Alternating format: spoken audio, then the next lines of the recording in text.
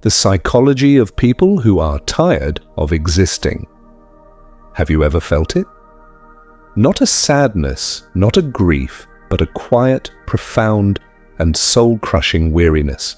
It is a fatigue that no amount of sleep can cure, a hollowness that no amount of pleasure can fill. It is the strange and terrifying sensation of being a ghost at the banquet of your own life, of going through the motions, of playing the part, while a deep and essential part of you has simply stopped. You are not suicidal, not in the active sense. You are not in acute pain. You are, in a way, beyond pain. You have reached a state of profound and terrifying exhaustion, a state where the very act of existing, of breathing, of getting out of bed in the morning has become a monumental and almost unbearable effort. You are not tired of your life. You are tired of life itself. You have likely looked at this state with a sense of profound and terrifying shame. You see your own apathy, your own inertia, and you diagnose it with the harsh and unforgiving language of our culture. I'm just lazy. I'm being ungrateful. I'm a failure. You, a citizen of a world that worships at the altar of energy, of passion, of a relentless and often manic positivity, cannot comprehend your own profound and soul-deep fatigue. It feels like a moral failing, a spiritual disease, a sign that you are, in some fundamental way, a broken and deficient human being. But what if you are wrong? What if your weariness is not a sign of your personal failure, but a sane and accurate response to a deeply sick and soul-crushing world? What if your exhaustion is not a pathology, but a form of profound and spiritual protest? What if the part of you that is tired of existing is not the weakest part of you, but the wisest, the most honest, and the most authentic? The brutal and uncomfortable truth is that the person who is tired of existing is not a person who has failed at life. They are a person who has, on a deep and often unconscious level, begun to see through the great and beautiful lie of it all. Their fatigue is not a sickness, it is a form of terrible and ultimately liberating clarity. It is the first agonizing and absolutely essential symptom of a profound spiritual awakening.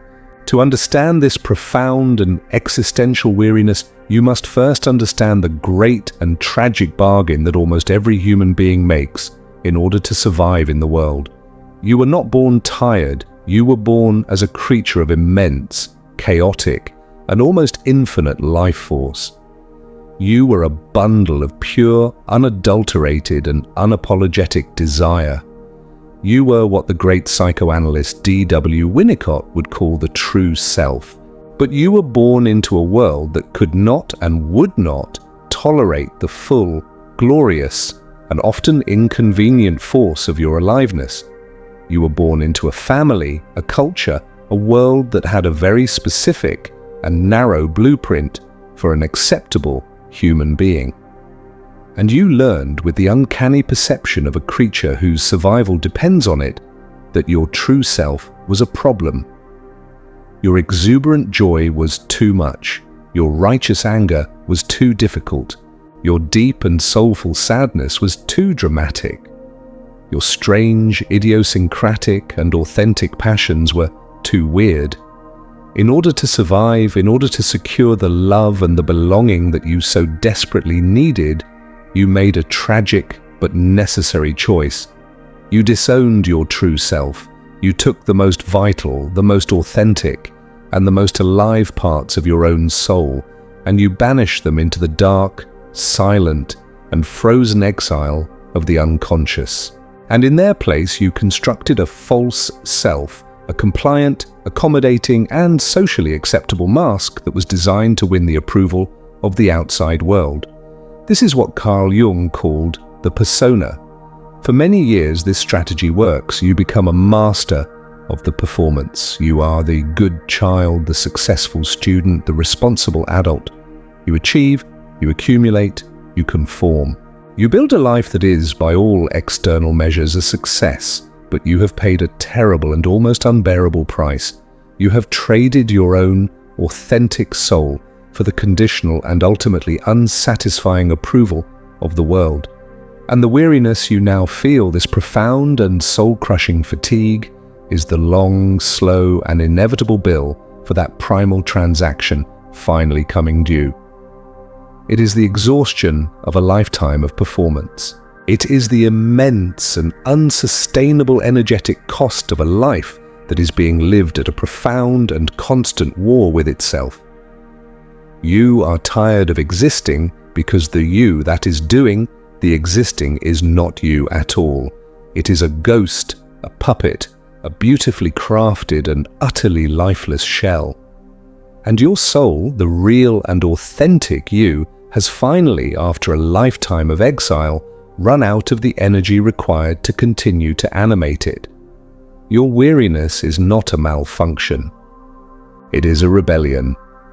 It is your own lost and long-forgotten soul finally going on strike. This ancient and personal drama of the true and false self is now being amplified and weaponized by the very architecture of our modern lives. We have created a world that is a perfect and ruthlessly efficient machine for the production of inauthentic, disconnected, and existentially exhausted human beings. It operates through a series of powerful psychological anesthetics, each one designed to numb us to the pain of our own spiritual starvation and to keep us in a state of productive and ultimately meaningless compliance. The first great anesthetic is the illusion of busyness. We live in a culture that worships at the altar of productivity. To be busy is to be important, to be valuable, to be a good person. But what is this busyness actually for? More often than not, it is a sophisticated and highly effective form of existential avoidance. It is a frantic hamster wheel activity designed to prevent us from ever having to confront the terrifying silent question that lies at the heart of our lives. Is any of this actually meaningful? The endless stream of emails, the back-to-back meetings, the ever-expanding to-do list, these are the architecture of our spiritual prison. They keep us in a state of perpetual, shallow reactivity, and they ensure that we will never have the time, the space, or the silence to hear the quiet, desperate, and ultimately liberating cry of our own neglected soul. The second great anesthetic is the narcotic of pleasure. This is the world of the endless scroll, the binge watch, the 24/7 stream of curated distractions.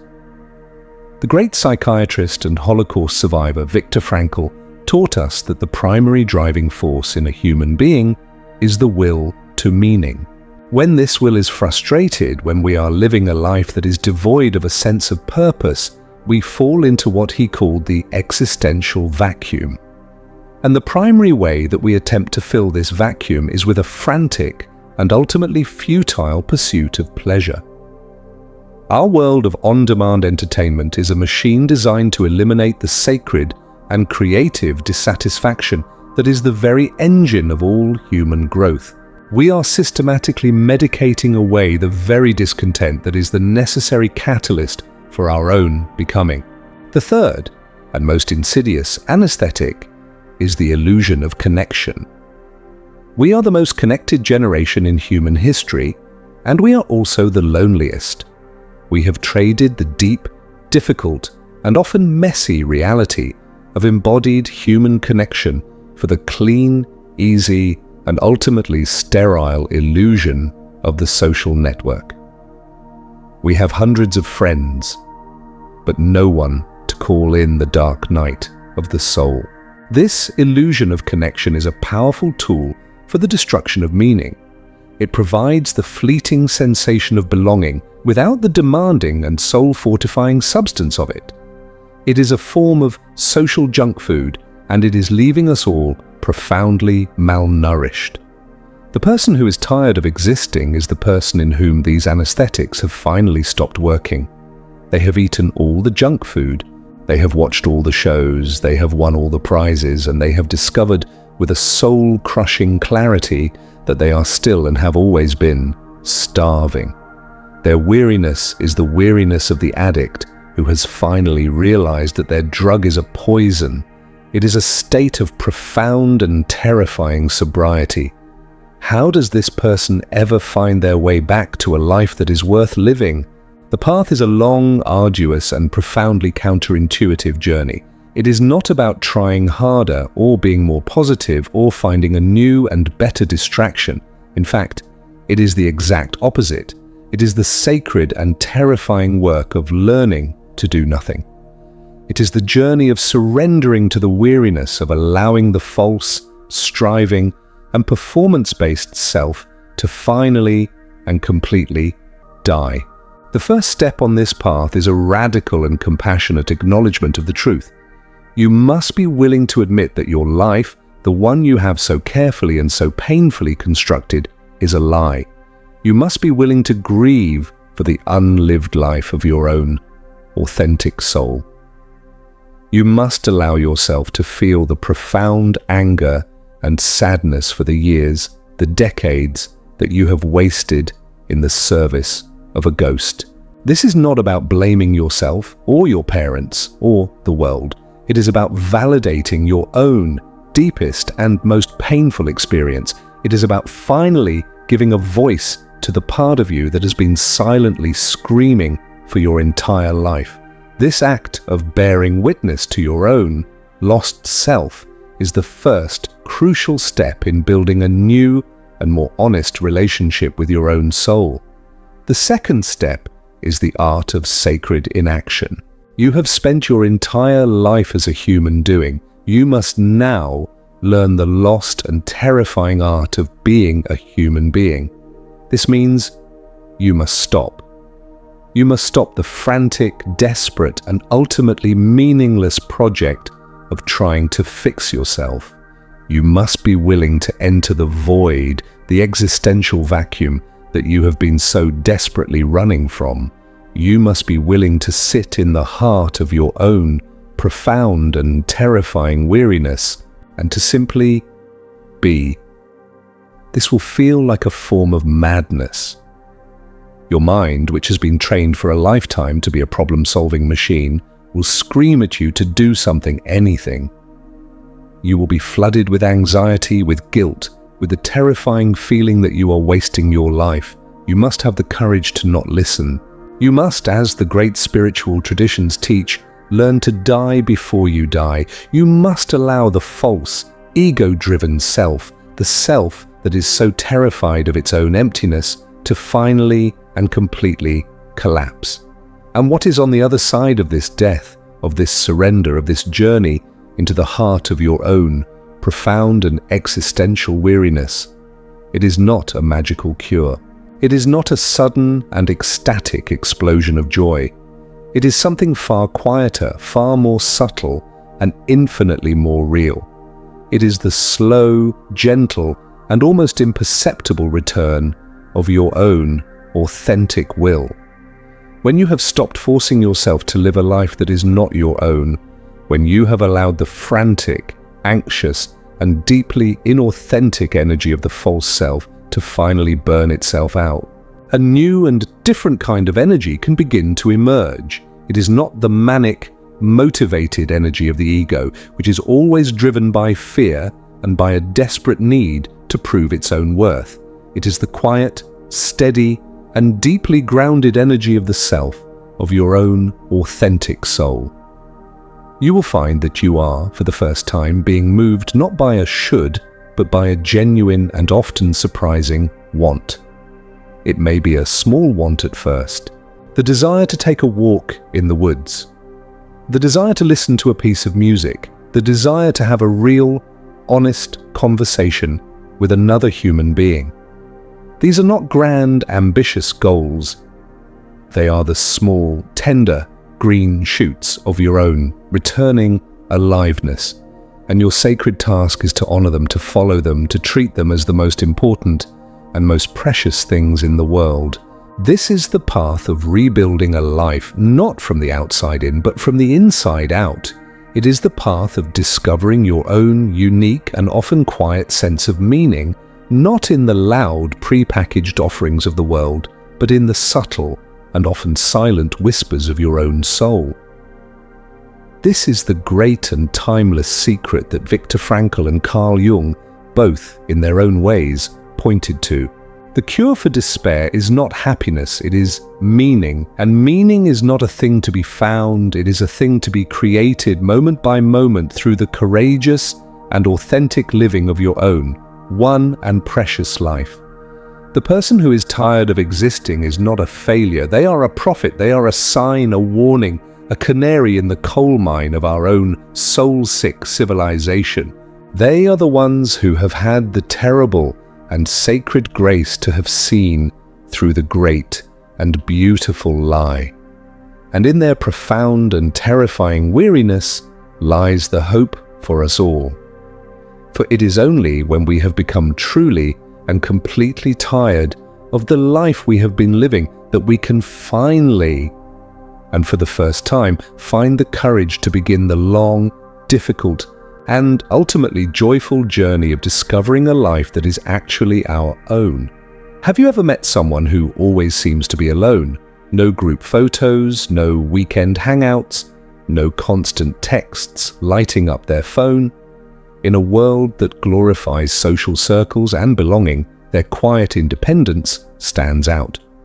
People often label them as lonely, strange, or antisocial.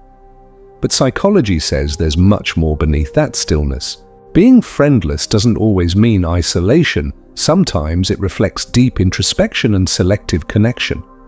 Let S break down the real psychology behind people who walk their path alone, and why solitude can reveal a rare kind of strength.